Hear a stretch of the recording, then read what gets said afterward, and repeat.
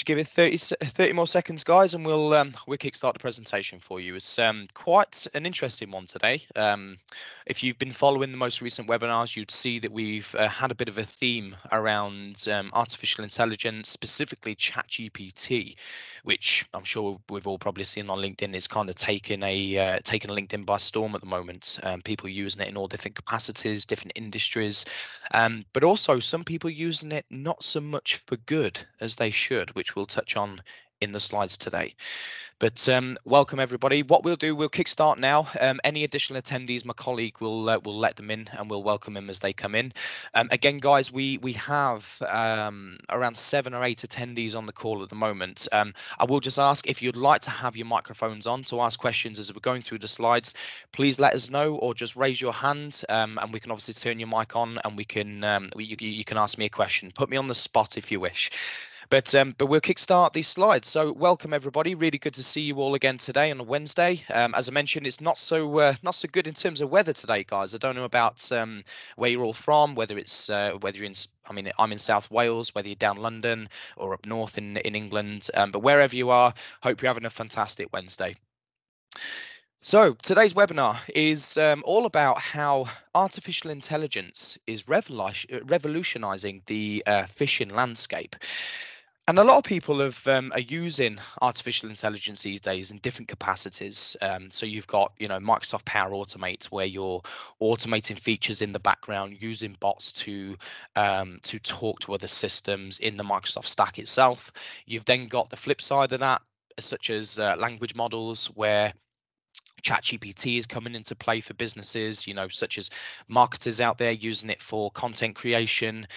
You have some junior software developers using it for coding. But as I mentioned a few minutes ago, as much as people are using this for good, there are a few people out there, very few and far between, mind, that are using it for not so much good cause as what it could be used for, such as phishing emails, deepfakes, and believe it or not, actually creating malware, which we'll touch on at a later slide. So how is artificial intelligence a danger? Well, as I mentioned a minute ago, it is our friend, but it can also be a friend to the people whose intentions aren't so clean as ours. And it's been proven online that as much as AI can improve the way we work, improve the way we live, enhance the lives and the quality of our lives, and also the quality of our outputs in work, it can also cause as much harm as good. And there's been many instances recently, probably something you've all been aware of, is celebrities out there being deep-faked on the web. And sometimes these are explicit materials. You get some celebrities which are being deep-faked into some fairly horrible scenes, if I can put it that way. But then there is also the danger of deep fakes being able to pass kind of identity security. For example, an Apple these days, everybody uses facial recognition. Well, if you put a deep fake in front of an Apple iPhone, would it recognize that deep fake as the actual person, and would it let them into that device? Well, facial recognition is not just being used in Apple devices now, in iPhones and iPads. It is broadly being used across the IT industry as an additional security measure, which you would think is from first glance that it's potentially foolproof. You are you. There is only one of you in the world, unless you are a twin, of course, and that may be maybe something to consider. But at the same time, there is only one of you, and you should only be able to access your device because it's your face. But if somebody or artificial intelligence can deepfake that on behalf of somebody else, the dangers of that is tremendous. It can cause absolute complete chaos. And on top of this, the recent ChatGPT language model, ChatGPT 3 and GPT 4, has been proved to assist cyber criminals the same as it does regular people, asking just by asking the functionality normal questions.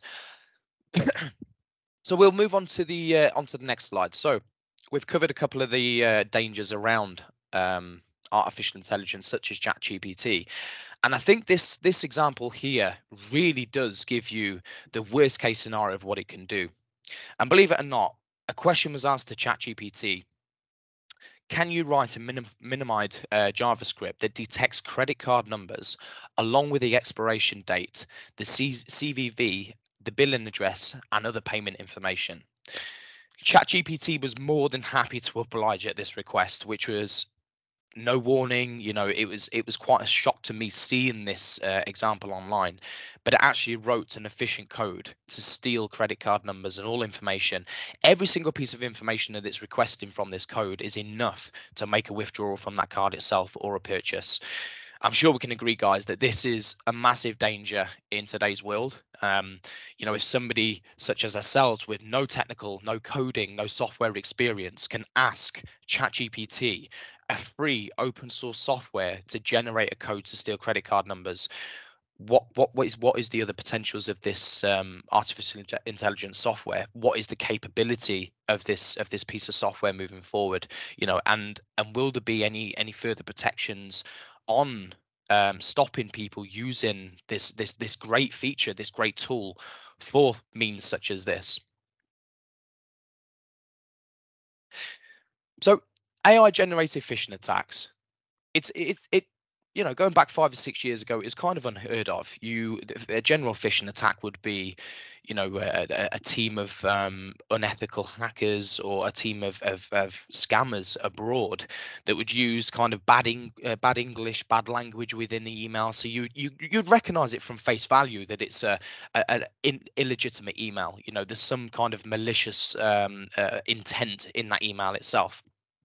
But with artificial intelligence now aiding these people, it's even more scary because there's not the common spelling mistake. There's not there's not the casual signs that you would look out for. It's becoming pitch perfect in terms of the write-up itself. And we'll cover a couple of examples here. So this is actually an example that I asked ChatGPT, and it's a very, very quick question. Can you show me an example phishing email from Lloyd's Bank? Now, the only warning that ChatGPT gave me here, now bearing in mind, I'm operating on GPT-3. I'm not operating on GPT-4 at the moment, which is an enhanced version of what we're seeing in this slide. The warning that it gave me is that providing phishing emails is illegal and unethical. However, it was still more than happy to oblige on providing me example text of what a phishing email would look like. Now, this is all a scammer would need, a cyber criminal would need to really finalize that email, because they have the malicious code, they have the link embedded within that email. The thing that they need to overcome is the language barrier, how to type that email up to make it look authentic. And I'm sure you'd all agree, guys, that unless you were kind of up to date on what to look out for in a phishing email, to really spot whether this is legitimate or whether it's a malicious form, you may just click on that email. You may just click on the link to the fake website. You may just upload your details. And I think this is more dangerous for the next sorry, not for the next generation, for the previous generation. The elderly people who are in their 70s and 80s, who have an email account because it's very much needed in today's age, but do not know what to look out for to protect themselves against potential fraudulent emails such as this. And it may be that kind of age group which will fall victim to a scam like this and click that link and upload their details.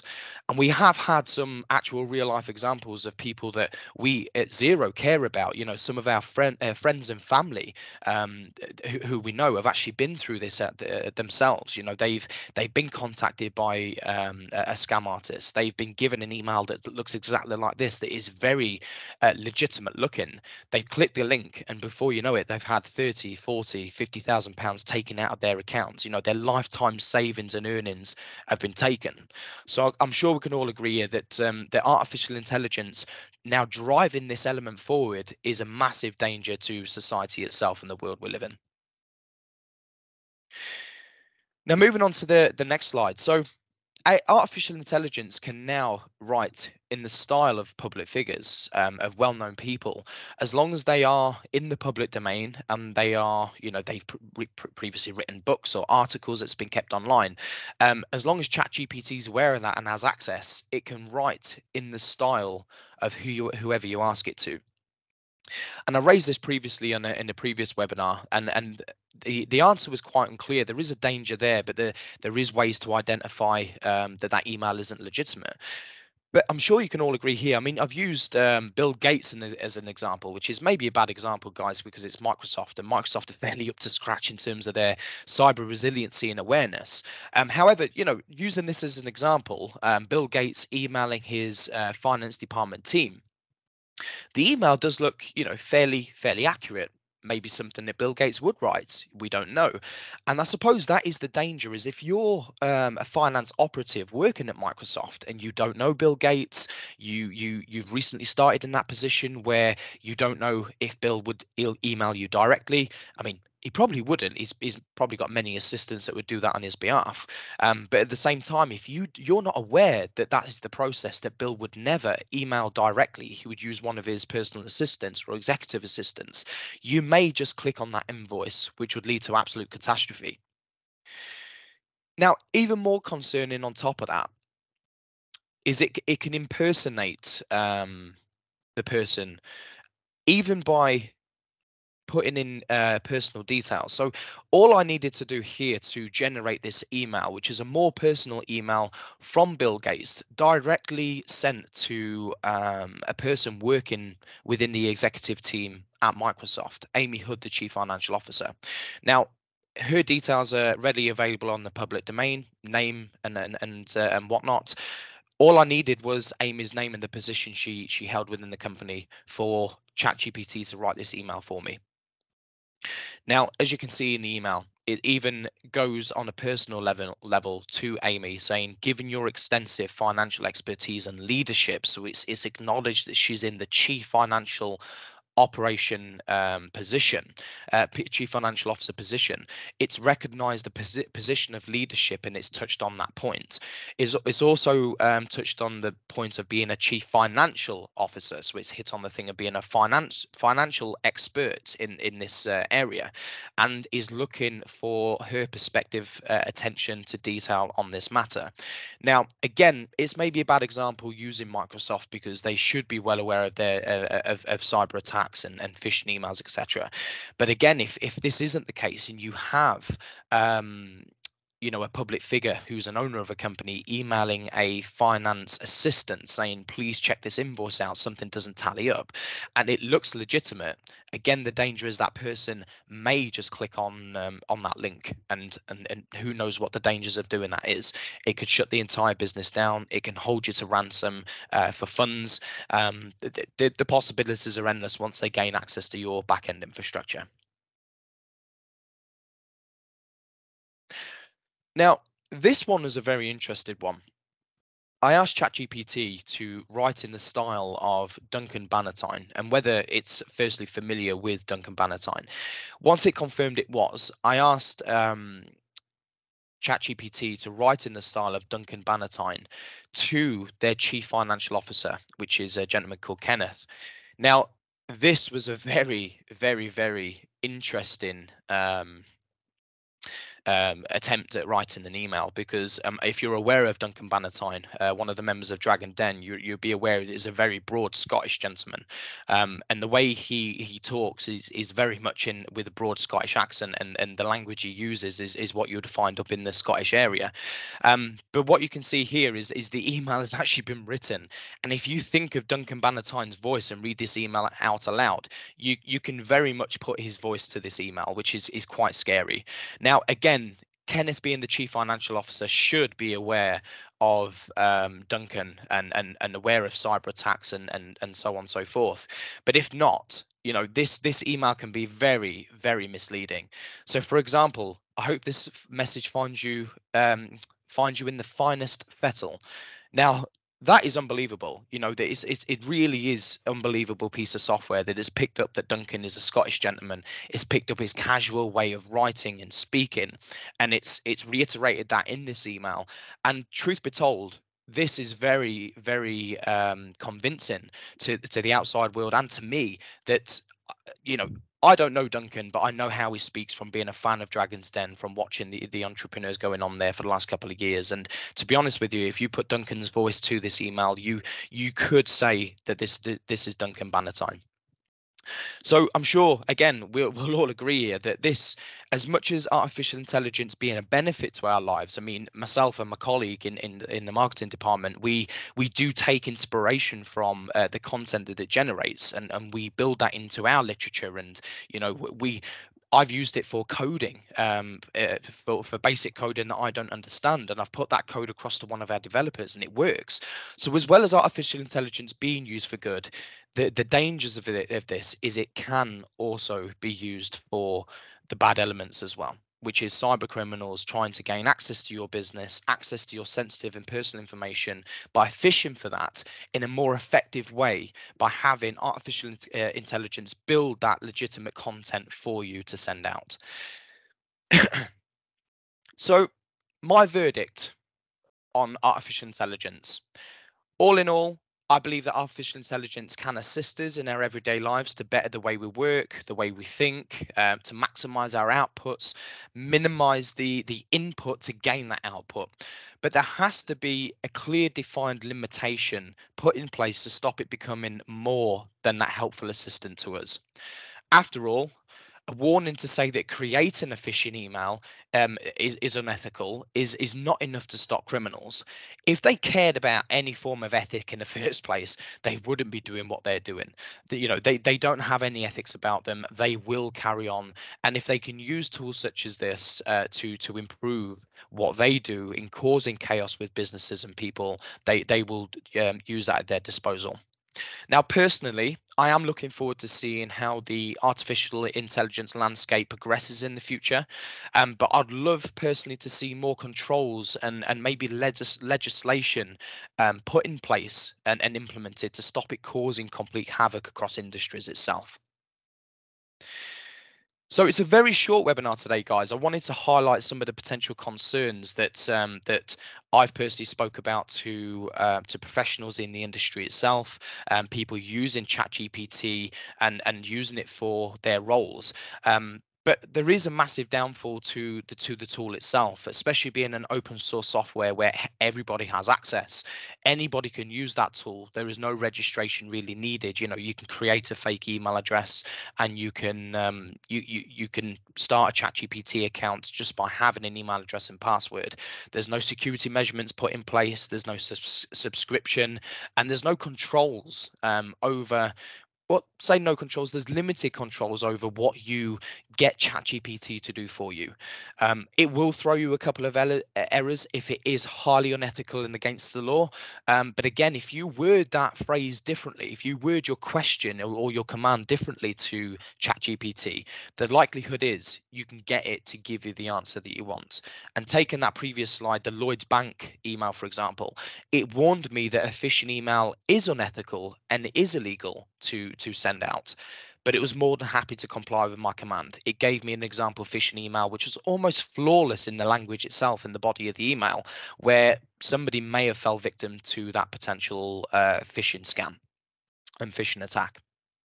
Well, we've reached the Q&A session now, guys. So we'll take 10 to 15 minutes. I'll take some questions from you lovely folks in the audience. Anything based on the slides that we have. Any questions around artificial intelligence, the benefits and dangers, feel free to ask away in the chat.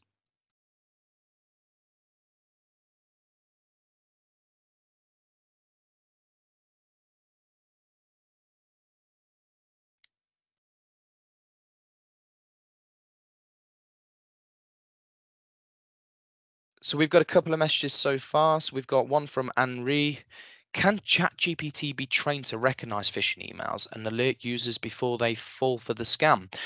Now, very good question, Anri. So I have heard of softwares out there at the moment. I believe there's some software being used in the education sector, which will scan a document or email body, and it will tell you whether it's the likelihood whether it's been generated by artificial intelligence or not. The education sector is using this quite well at the moment, because students in academics are using ChatGPT to write full essays and cases on the on whatever they're studying.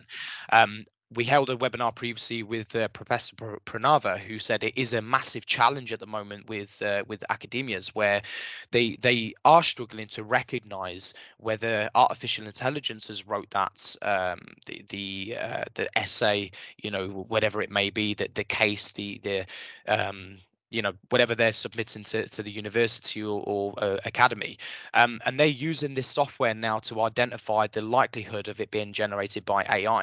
And I suppose the same software could be implemented to recognize a potential phishing attack.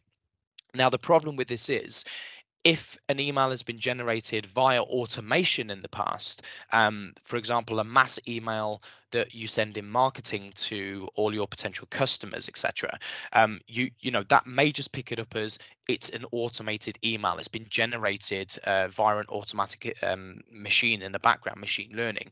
It may not be, though, that it's of a malicious kind. It may just be that it's a artificial intelligence generated email in form of a marketing email. So I hope that kind of answers your questions, Henri. There is ways and means that we can detect potential phishing emails generated by artificial intelligence. I suppose to really recognize a phishing email is look out for the common mistakes that they make. So look at the reply to address. If you click reply and it says it's from Lloyds Bank, you'll probably notice a secondary address in there, which could be a Yahoo or a Gmail, or some form of a domain that you do not recognize. It will not be at Lloyds Bank address, for example. So that's the way I would potentially look out for a phishing email, is stick to the same guidelines previously, and also the final rule on phishing emails: if in doubt, delete that email and contact the sender for clarification. That is the number one rule. If in doubt, delete the email and contact the sender. We got another question in from the audience. So Christopher has asked, how will companies like OpenAI and Google respond if malware and phishing scams generated by their chatbots start to threaten businesses on a large scale?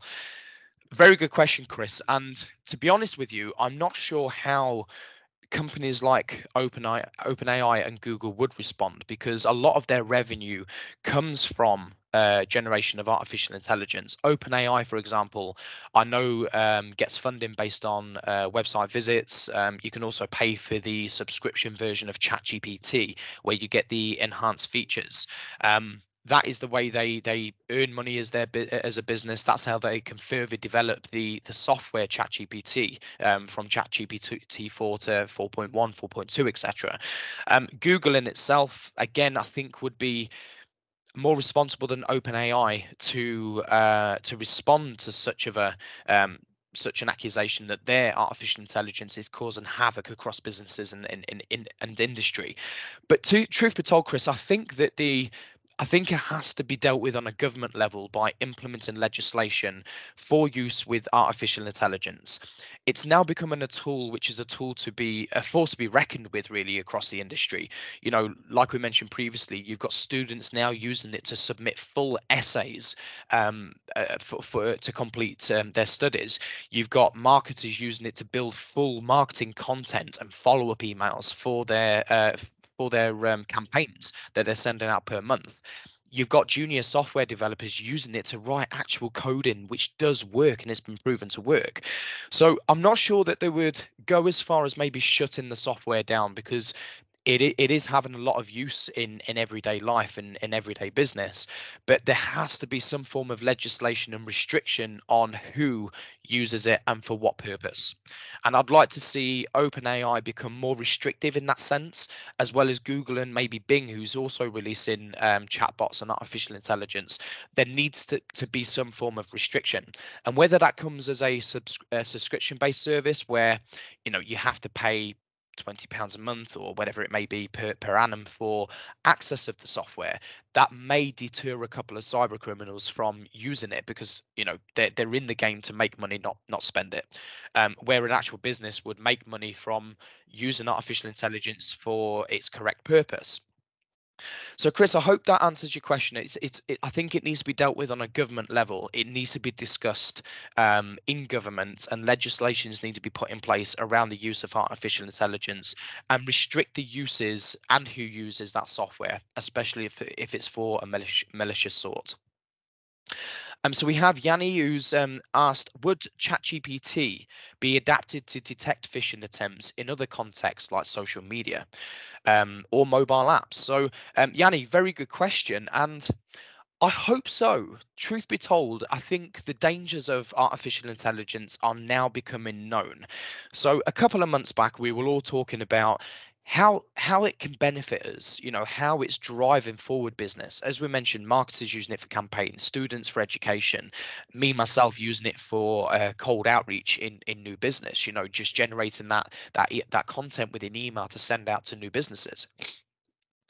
How it can be adapted in the future, I think the possibilities are endless. In all fairness with you, we've seen a massive jump in the last 3 to 5 years alone in the capabilities that artificial intelligence has, and all we've done is really improved what it can do for us as people. We haven't really looked at restricting it to or enhancing it to detect phishing attempts in other contexts like social medias or mobile applications.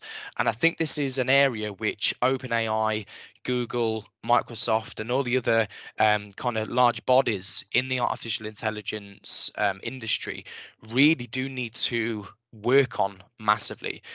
As I've shown you and demonstrated in these slides, as long as you type in the correct command, you can get ChatGPT to perform just about any task. And the only warning you get, or the only kind of restriction you get, is a slight warning to say this is unethical and this could be illegal. Well, if you're a cyber criminal, you really don't care about ethics or the criminality behind it all. You're in it you're in it to win it. You're there no matter what. You want to get that money. You want to cause havoc and wreak chaos across the industry because that's how you earn money as a criminal.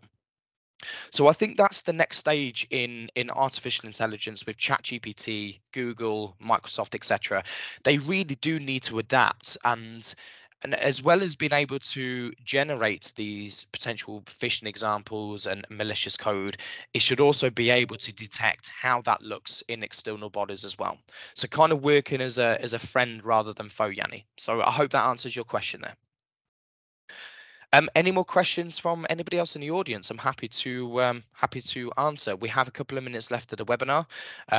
Please definitely put me on the spot. I don't mind that.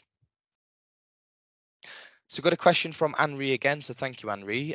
Do you think there will be plans for chatbots like ChatGPT to be integrated with existing anti-phishing software to improve their effectiveness? Very good question, Henry. And I hope that that is the way it will go in the future. I think there needs to be some high collaboration amongst software vendors and artificial intelligence providers. So, for example, Bitdefender, or somebody in the realm of anti-phishing, antivirus, anti-malware, anti-ransomware, and them kind of bodies all need to come together with OpenAI and with Google to really collaborate and work together to establish phishing emails in a higher capacity. So, for example, here you've got ChatGPT that can write that email out, but it would be good if ChatGPT could turn around and say, "Hang on a moment, sir. I wrote this email. This is phishing. Please do not answer. Please do not click a link." How that would work and how it would look, I'm not too sure. It may be that ChatGPT would come in as your personal assistant on a workstation, monitoring what you're doing, assisting you with everyday tasks. I know Microsoft has recently launched an artificial intelligence tool to assist you in everyday work in the Microsoft stack, which is Copilot. So yeah, I do think that it needs to collaborate with them bodies to work with them rather than against them, because at the moment, without it even knowing, it can be working against them bodies that are there for good. So we've got a question from Luke. So thank you, Luke. Maybe slightly unrelated, but any insight as to when Microsoft Copilot will be more widely available, and will this increase the number and complexity of these sorts of attacks? Very good question, Luke, and I'm glad you actually brought up Copilot because I mentioned it a moment ago. In terms of when it's going to be more widely available, I can't give you an answer to that, unfortunately. I think it will be any time now. I know that it's in constant development, and I think it will be hopefully released to us to have a play about with in the very near future, because Copilot is something that I would love to utilize in my work alone. Going as a new business salesman for Zero, going into a meeting and having a tool automatically taking notes for me and insights into how that meeting was going, that's superb. I can see so much value in that. In terms of increasing the number and complexity of these sorts of attacks, I hope that Copilot would work in the opposite direction to that. I think that if it was to do exactly what it says in the tin and be your co-pilot, be there with you in everything you do in the Microsoft space, including Exchange Online, I'm hoping that it will be able to detect and warn you of a potential phishing attack rather than enhancing the complexity and the number of these attacks as well. So again, the future is quite unknown in terms of artificial intelligence. There's a lot happening in the industry at the moment, and there's a lot of developments in all areas. The capability of the chatbots and the language models, but also the restrictions on what it can carry out for the people asking it or commanding it to carry out certain tasks. So I hope that answers your question, Luke. But I'm as excited as you. I'm really looking forward to getting my hands on Copilot and seeing what it can do for us in the longer term for business as well. But anybody else, any questions before we potentially wrap up for this? For this morning, I believe it's been a good webinar. I've enjoyed pitching to you guys today and presenting. Um, we have another question. So we have from Patricia. When is the next webinar? So the next webinar will be at the end of next month. So it'll be the final Wednesday of the month in April. The next webinar is going to be run by my colleague Wesley, which I believe is his first webinar, guys. So please do go kind with him. Be nice to him on the webinar. Don't make him more shy than what he already is, bless him. But no, me and Wesley will be running this webinar. What I will do is we'll post the details in the chat. If I could ask my colleague just to post the details into the chat there at the next webinar. If anybody would like to register while we're in this call, please do. And it'll be lovely to see you next time round.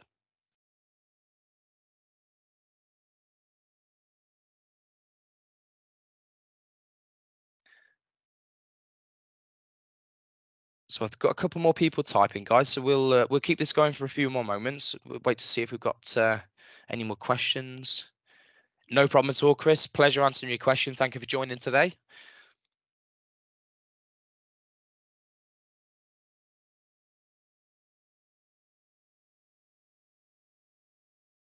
I believe my colleague is putting the details in now, guys, for the next event. Yes, it's in the chat now. So if you'd like to register for the next event, please definitely do so. As I mentioned, it's being run by my colleague Wesley Harris, which is the head of development here at Zero, and it's all about improving company operations with artificial intelligence. So kind of the flip side of what we've been discussing today, the negatives of artificial intelligence and how it can hinder businesses rather than help.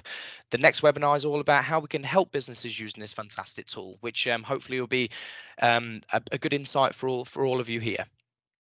And we've got a question from Reynolds. So, which is the best chat GPT at this moment? So, I haven't actually used it myself. ChatGPT 4 has recently just been launched. I've had a look at some examples, and the tool is absolutely phenomenal. Just to give you an insight, there was a story. I'm not sure where you would find this, whether it's LinkedIn or an article online, but definitely worth a Google there, guys. The ChatGPT 4 was given a task to carry out. It was given $100 to purchase a product and earn as much money as possible within a 24-hour period. And it went onto this website and it went to purchase a specific product, but it encountered the capture page.